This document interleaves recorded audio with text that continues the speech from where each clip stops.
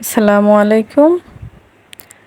আজ আমি আপনাদের কাছে শেয়ার করব আমরা কিভাবে বড়া পিঠা আমাদের গ্রাম অঞ্চলে বড়া পিঠা বলে এটা কিভাবে তৈরি করি। প্রথমে আমরা চাল বেটে নেই।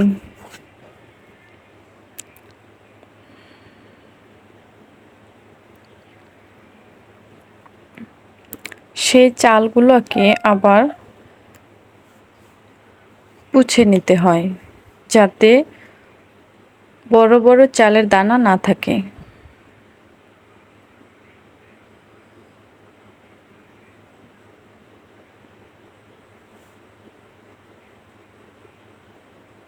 তো আমাদের চাল বাটা শেষ। তারপরে এগুলো আমাদের গাছের গুড় বা মিঠা যেটাই বলেন না কেন, আমাদের গোল গাছের গুড়, খুব সুন্দর মিঠা। এটা একটু গাঢ় ছিল মিঠাটা।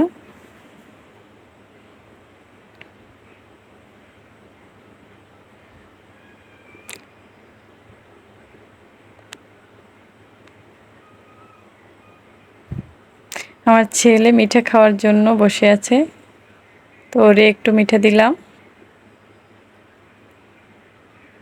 এদিকে মা বলতেছে যে এটা গাঢ় গুড়, তো পাতলা, আরো পাতলা আছে সেগুলো দিয়ে বানাই।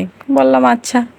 তো সেইগুলো দিয়ে চালের মধ্যে দিয়ে দেওয়া হলো।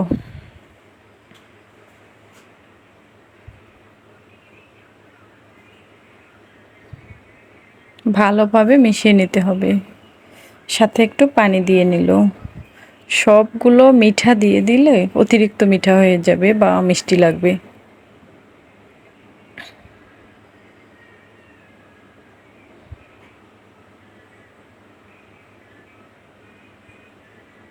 ভালোভাবে মিশিয়ে নিতে হবে যাতে একটু দানা না থাকে।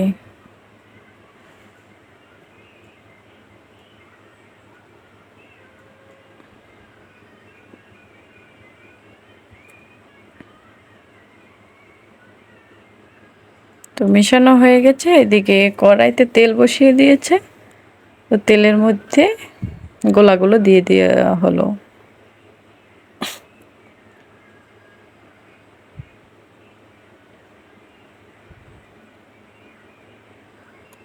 প্রথমেরটা একটু ভালো হয় নাই, তো আশা করি পরেরটা ভালো হবে। দেওয়ার সাথে সাথে কত সুন্দর ফুলে উঠলো। অবশ্যই কমেন্টে জানাবেন এই পিঠাকে আপনাদের এলাকায় বা আপনাদের বাড়িতে কি পিঠা বলে। আমাদের এখানে বড়া পিঠা বলে।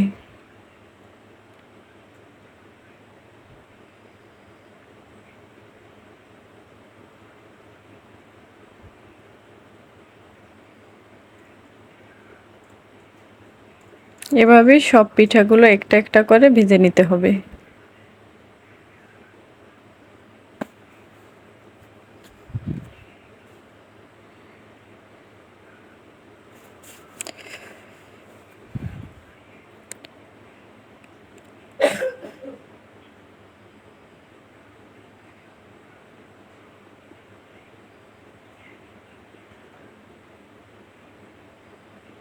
অনেকগুলো পিঠা ভাজা হয়ে গেছে।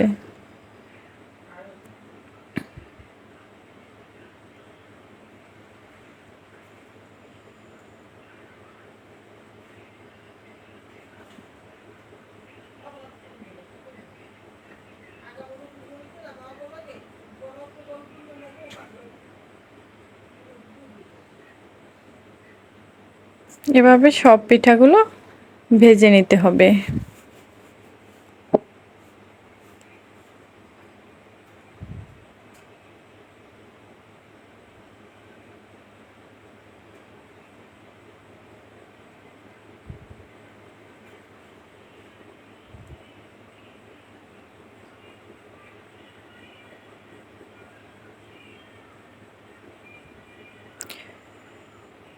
অবশ্যই সাথে থাকবেন এবং সাপোর্ট করবেন।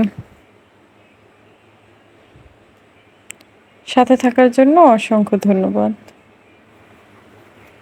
পিঠাগুলো এত সুন্দর হইতেছিল যে আমার শুধু ভিডিওই করতে মনে চাইছিল।